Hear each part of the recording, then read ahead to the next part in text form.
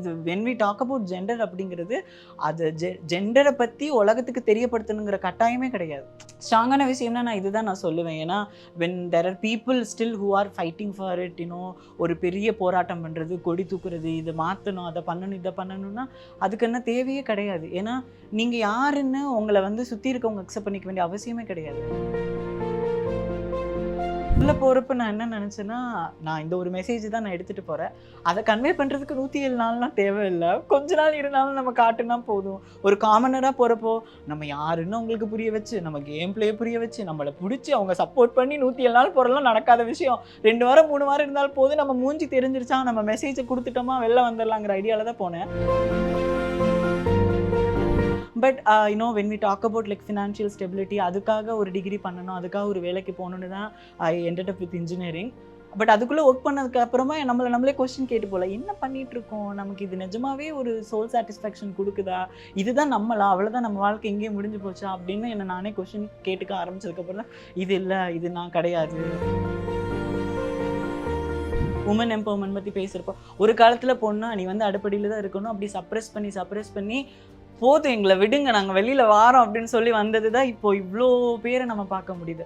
அது மாதிரி தான் நான் இந்த விஷயங்களையும் பார்க்குறேன். when we are suppressing somebody, அவங்களால அதை தாங்கிக்க முடியாமல் அவங்க அப்படி எரிமலை மாதிரி வெடிச்சு வெளியில் வர்றதா இவ்வளோ success.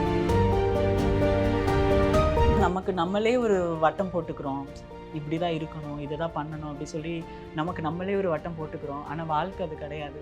there is a lot to explore. கொஞ்ச காலத்துக்குள்ளே நீங்கள் பார்க்குறதுக்கு நிறைய விஷயங்கள் இருக்குது. ஸோ அந்த குறுகிய வட்டத்துக்குள்ளே உட்காந்துக்கிட்டு அதெல்லாம் என்ஜாய் பண்ண வந்து நீங்கள் உங்களுக்கான ஒரு ரெஸ்ட்ரிக்ஷன் போட்டுக்காதீங்க. கோயம்பேடு தான் பஸ் ஸ்டாண்டா இருந்துச்சு சென்னையில, மெயின் பஸ் ஸ்டாண்ட் இப்போ கிளாம்பாக்கம் மாத்திட்டாங்க. அங்க ஒரு நியூ இனிஷியேட்டிவ் எடுத்திருக்காங்க. ஜெனரலா ரெஸ்ட் ரூம் வந்துட்டு மென் உமனுக்கு இருக்கும், இப்போ டிரான்ஸ்ஜெண்டருக்கு வந்துட்டு அங்க இனிஷியேட்டிவ் பண்ணது வந்துட்டு ரியலி எல்லாருக்கும் ஒரு கம்ஃபர்டான ஒரு வாழ்க்கையை உருவாக்கி கொடுக்க வேண்டியது நம்மளோட கடமை. Visit India's first underwater tunnel aquarium at VGP Marine Kingdom, Chennai. Anuj SHG Scratch-Free Tiles. No more scratch, no more tension. For women related contents, please subscribe to Red Nool Nangai. Hello Shivin. Hello. Hope you are doing good. Great. We are very happy. ஒரு பயங்கரமான entry Tamil சினிமால. And உங்களோட trailer பார்த்தோம், சூப்பரா இருந்துச்சு. And அந்த role வந்துட்டு எப்படி இருக்குன்ற அந்த சர்ப்ரைஸை நாங்க தியேட்டர்ல போய் பார்க்குறோம். டெஃபினட்டா you should. Definitely I will. So உங்களோட கெரியர் பார்த்தீங்கன்னா நீங்க பர்சியூ பண்ண சிங்கப்பூர் போயிருந்தீங்க. அண்ட் ஸோ அங்கே போனதுக்கு அப்புறம் இங்கே இருந்து தானே போயிருப்பீங்க. ஸோ இங்கே உங்களுக்கு கிடைச்ச அந்த ஒரு ரெஸ்பான்ஸை தாண்டி சிங்கப்பூரில் நீங்கள் அதை பேஷன் வந்து பர்சியூ பண்ணும்போது உங்களுக்கு எந்த மாதிரி ஒரு ஐடென்டிட்டி, எந்த மாதிரி ஒரு ரெஸ்பான்ஸ் அங்கே இருந்தது? டு பி வெரி ஹானஸ்ட், நான் என்ன சொல்லணும் அப்படின்னா, நான் இன்ஜினியரிங் முடிக்கிறதுக்கு முன்னாடி என் வீட்டில் வந்து ஒரு மாஸ்டர் பிளான் தான் அது. ஏன்னா அந்த டைமில் வந்து நான் ஐம் டாக்கிங் அபவுட் 2016 or 17 அந்த டைமில் ஒரு 6 years அந்த டைம் பேக் பேசுகிறப்போ இந்த அளவுக்கு அப்போது வந்து இந்த நார்மல்ஸியோ இதை பற்றின விஷயங்களோ இது புரிதலோ எதுவுமே இல்லாத ஒரு டைம். ஸோ அவங்க தான் இந்த மாஸ்டர் பிளான்லாம் போட்டாங்க. ஏன்னா ஒரு when it comes to foreign country, அங்கே இதெல்லாம் வந்து ஒரு கேஷுவலான விஷயம், அங்கே இவளோட சர்வைவல் வந்து எந்த பிரச்சனையும் இருக்காது, she'll be manage அப்படின்னு அவங்களே அப்போ ஒரு மனக்கணக்கு போட்டுட்டு தான் என்னை பார்சல் பண்ணி அனுப்புனாங்கன்னு தான் சொல்லணும். பியாண்ட் மை இன்ட்ரெஸ்ட் அது அவங்களோட ஃபுல் பிளானாக இருந்தது. அங்கே போயிட்டு அந்த ஒரு 1.5 years நான் அங்கே ஒர்க் பண்ண ஆரம்பிச்சுட்டு அங்கே லைஃப் இஸ் வெரி, எனக்கு ஒரு வித்தியாசமும் தெரியல. ஐ வாஸ் லைக் இப்போ நான் எப்படி இருக்கணும் அதே மாதிரி தான் இருந்தது அங்கே லைஃப். பட் ஸ்டில் உள்ளக்கு ஒரு கொஷின் கேட்கும்ல, நம்ம அடையாளத்தை விட்டுட்டு வந்து நம்ம சொந்த ஊரை விட்டுட்டு வந்து என்ன நெசசிட்டிக்கு இங்கே வந்து இருக்கிறோம், என்ன தேவை இருக்குது. அதுவும் இல்லாமல் நான் என்னோட பர்த்டேயே வந்து நான் ரொம்ப ஒரு பர்பஸ்ஃபுல்லாக நான் பார்க்குறேன். அது எனக்கு மட்டும் நான் சொல்லலை, எல்லாருக்குமே அது இருக்கணும். ஒருத்தவங்களுக்கும் அவங்க லைஃப்க்குன்னு ஒரு பர்பஸ் இருக்குது, அதுக்காக தான் இங்கே நம்ம வந்திருக்கோம். அதை ஐடென்டிஃபை பண்ணுற நோக்கம்தான் வாழ்க்கையேன்னு நான் சொல்லுவேன். அப்படி இருக்கிறப்போ எனக்கு வந்து இது ஒரு பெரிய ரெஸ்பான்சிபிலிட்டி. அப்போ நானே ஓடி ஒளிஞ்சிட்டேன்னா தென் அதில் என்ன இருக்க போகுது அப்படின்னு யோசிச்சுட்டு தான் அது ஒரு ரிஸ்கேஸ்டான ஒரு டெசிஷன் அந்த டைமில் to come back to India அப்படிங்கிறது. ஸோ அதை உடச்சி எறிஞ்சிட்டு தான் இங்கே வந்தேன்.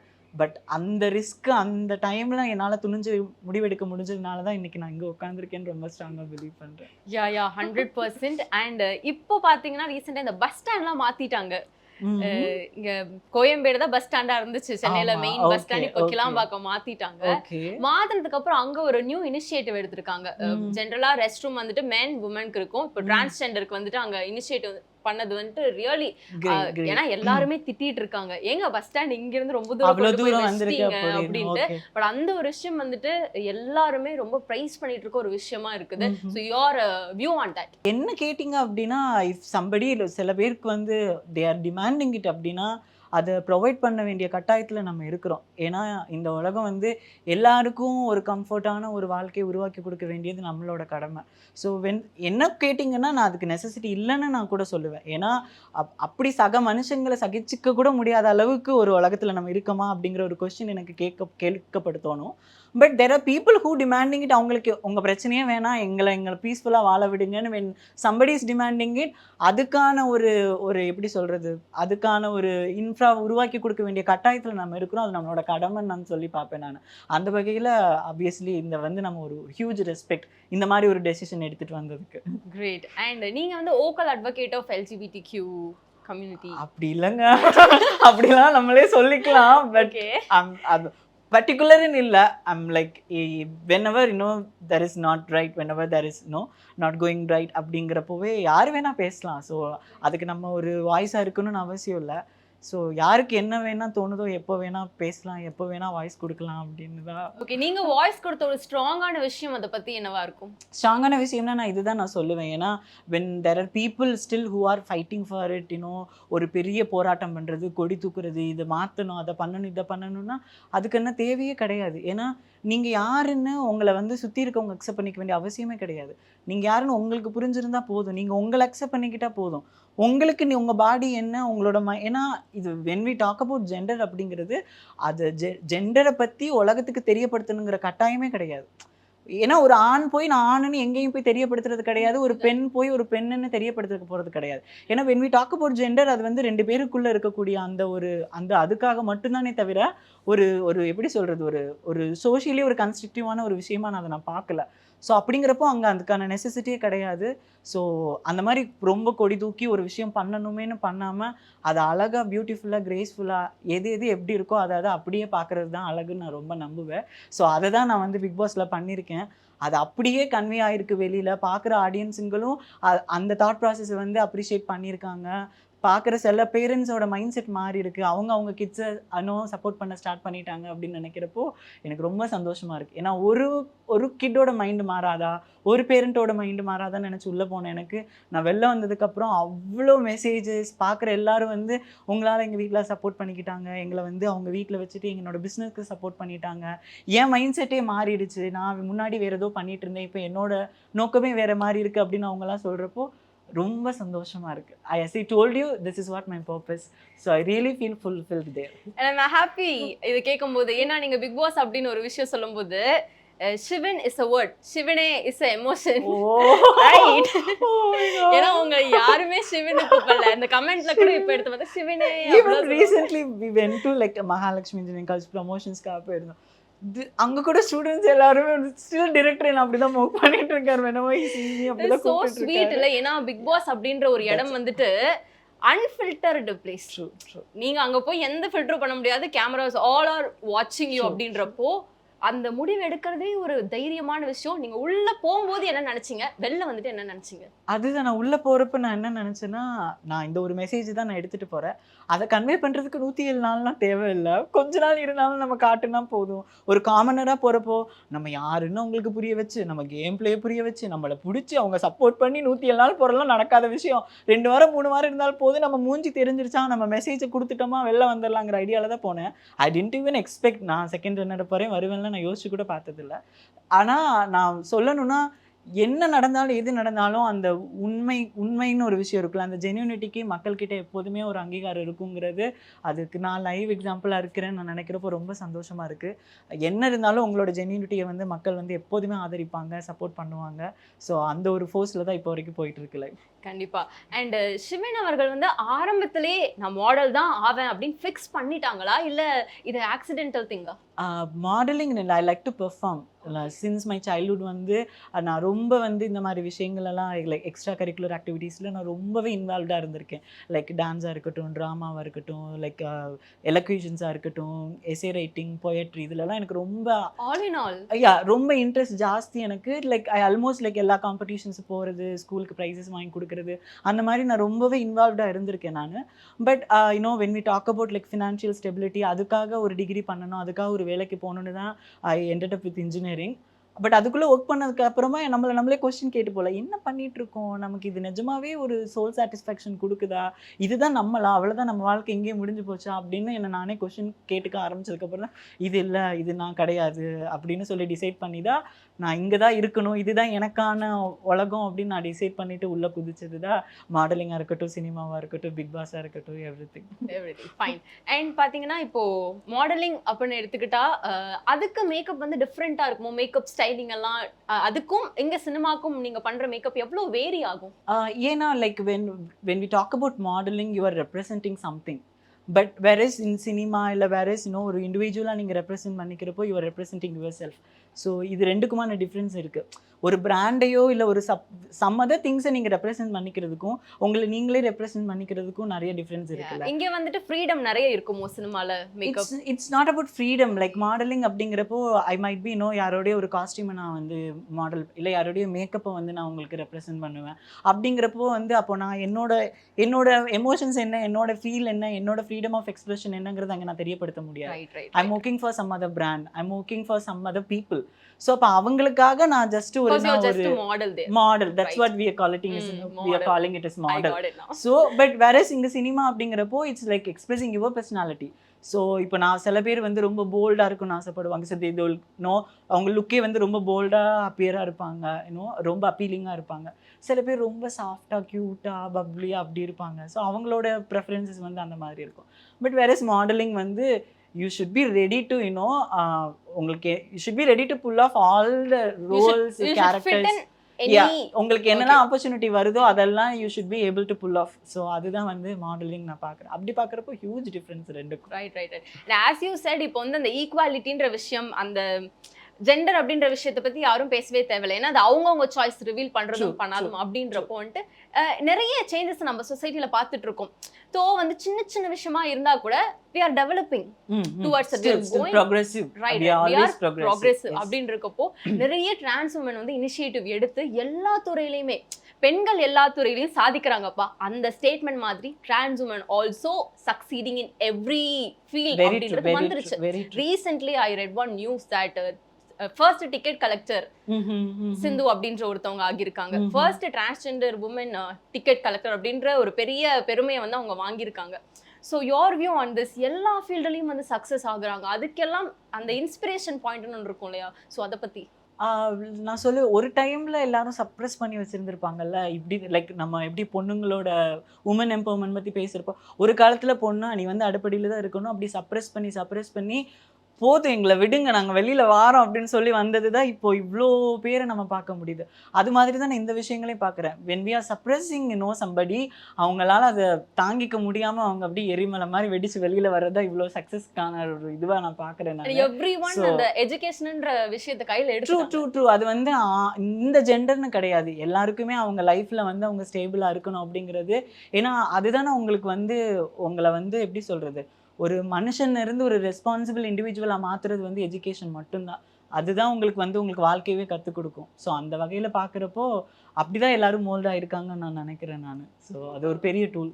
ரைட். ஸோ ஷிவின் அவர்களை இதுக்கப்புறம் தொடர்ந்து படங்களில் பார்க்கும்போது எந்த மாதிரி ஒரு கேரக்டரில் நாங்கள் பார்க்கலாம்? அஃப்கோர்ஸ் ஸ்கிரிப்ட் டிமாண்ட் பண்ணுற கேரக்டரில் தான் நீங்கள் இருப்பீங்க. பட் எனக்கு ஹோம்லியாக இருக்க, என்ன ஹோம்லியாக ரெப்ரசென்ட் பண்ணிக்க பிடிக்கும், இல்லை என்ன மாடர்னாக ரெப்ரசென்ட் பண்ணிக்க பிடிக்கும்னா what is your personal choice on character? as I told you, like எனக்கு அந்த மாதிரி சாய்ஸஸே கிடையாது. மாடர்ன் ஹோம்லி அப்படின்னு சாய்ஸஸ் கிடையாது. as far as the role is like அது என்னோட கேப்பபிலிட்டியை அதை சேலஞ்ச் பண்ணுதா, என்னோட பொட்டென்ஷியல்னு ஒன்று இருக்குல்ல அதை மீட் பண்ணுதா, அதை சேலஞ்ச் பண்ணுதா. ஒரு ப்ராஜெக்டில் இருக்கேன்னா it need not to be a protagonist, it need not be something ஒரு லீடாவோ இல்லை ஒரு டாக் ஆஃப் த ஃபிலிமாக இருக்குன்னு எனக்கு ஆசை கிடையாது. நான் வாங்குற சம்பளத்துக்கு நான் ஒரு ரோல் பண்ணுறேன்னா அது it should feet my capabilities, it should feet my potential. எனக்குன்னு ஒன்று இருக்குல்ல, அதை சேலஞ்ச் பண்ணணும். அதுக்காக நான் ஒன்று அர்ப்பணிச்சிருக்கேன், அதுக்காக நான் ஒன்று உழைச்சிருக்கேன். நான் என்னை ஸ்க்ரீனில் பார்க்குறப்போ நான் எனக்கு இல்லாத ஒன்று நான் பண்ணியிருந்திருக்கேன் அப்படிங்கிறப்போ அது எனக்கு ஒரு செல்ஃப் சாட்டிஸ்ஃபேக்ஷன் கிடைக்கணும். ஸோ அந்த மாதிரியான ரோல்ஸ் தான் நான் ஒரு இம்பாக்ட்ஃபுல்லான இருக்க ஒரு ரோல்ஸ் மட்டும்தான் இப்போ வரைக்கும் நான் செலக்ட் பண்ணியிருக்கேன், ப்ராஜெக்ட்ஸில் செலக்ட் பண்ணியிருக்கேன். ஸோ பார்ப்பீங்க Definitely. In that way, as you said, what is the most challenging role that you've ever seen in the film industry? நீங்கள் என்னோடது கேட்குறீங்களா இல்லை யாரோடைய இல்ல அதர் ஃபிலிம்ஸ். ஆப்வியஸ்லி எல்சி நோவேர்னு சொல்லிட்டு ஒரு படம் இருக்குது. அந்த படம் பார்த்தீங்கன்னா அது நம்மளால் இமேஜின் கூட பண்ண முடியாது. அந்த அந்த ஒரு பொண்ணோட வாழ்க்கை வந்து அது கண்டெய்னருக்குள்ளே மாட்டிப்பாங்க அந்த பொண்ணு.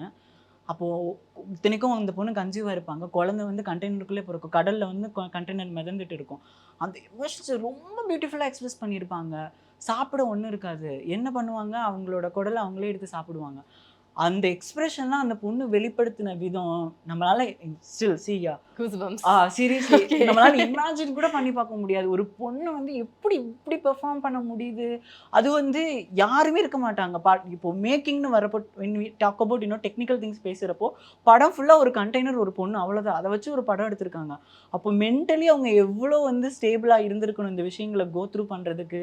அவங்க எவ்வளோ ப்ரிப்பேராக இருந்திருப்பாங்க இந்த ஃபீலெல்லாம் வந்து. ஏன்னா இதெல்லாம் நம்ம ரியல் லைஃப்பில் எங்கேயுமே நம்மளோட குடலையே நம்ம எடுத்து சாப்பிட்றோம், இல்லை நம்மளோட கழிவையே நம்ம சாப்பிட்றோன்னா அது நீங்கள் எங்கேருந்து எக்ஸாம்பிள் எடுத்துப்பீங்க, அதை எதை பார்த்து நீங்கள் பெர்ஃபார்ம் பண்ணுவீங்க. ஆனால் ரொம்ப பியூட்டிஃபுல்லாக அவங்க பெர்ஃபார்ம் பண்ணியிருந்திருப்பாங்க. ஸோ அந்த படம் இட்ஸ் லைக் ஆல்வேஸ் எனக்கு வந்து எப்போ நீங்கள் உங்களுக்கு பிடிச்ச படம் இல்லை ஒரு பிடிச்ச பெர்ஃபார்மன்ஸ் கேரக்டர்னு சொன்னீங்கன்னா it always comes in to my mind அந்த நோவேர் அப்படிங்கிற ஒரு படம். ஸோ அதை தாண்டி தமிழில் நம்ம சொல்லணும்னா எனக்கு சாணி காகிதத்தில் கீர்த்தி சுரேஷோட ரோல் ரொம்ப பிடிக்கும். ஏன்னா அவங்கள நம்ம அப்படி ஒரு கமர்ஷியல் ஹீரோயினாக பார்த்துட்டு அப்படி பீக்கில் இருக்க ஒருத்தவங்க எதுவுமே இல்லாமல் எல்லா மேக்கப்போ இல்லை ஒரு கேரக்டரோ இல்லை ஒரு கமர்ஷியலோட ஆஸ்பெக்ட் எதுவுமே இல்லாமல் என்னால் இப்படியும் இறங்க முடியும்னு ஒரு ஹோப் கொடுத்து இறங்கி வர்றதெல்லாம் வந்து it's not an easy thing. So அவங்களோட ரோல் பார்க்குறப்போ அது ரொம்ப இம்ப்ரெசிவாக இருந்தது எனக்கு சாணி காகிதத்தில் கீர்த்தி சுரேஷோட ரோல் பார்க்குறப்போ.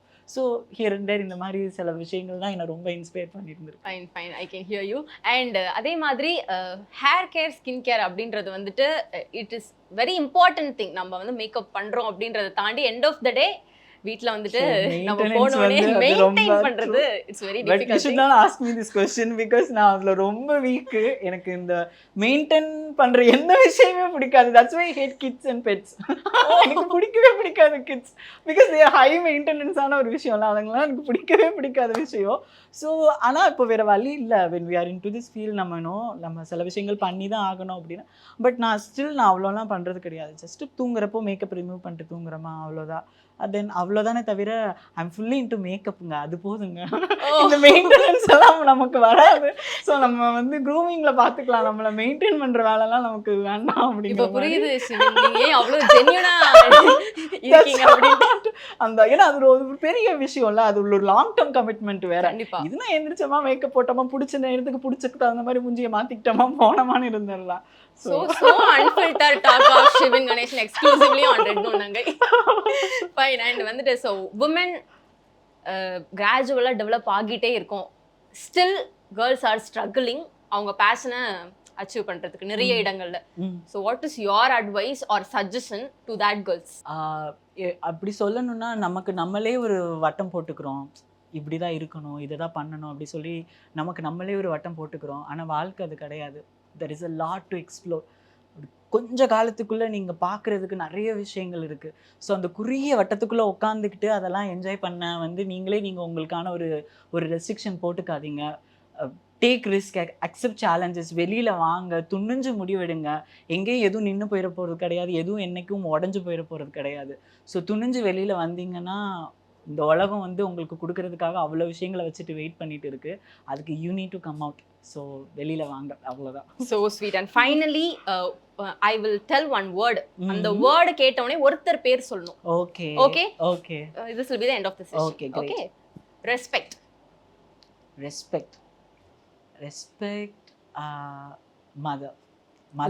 Motherhood.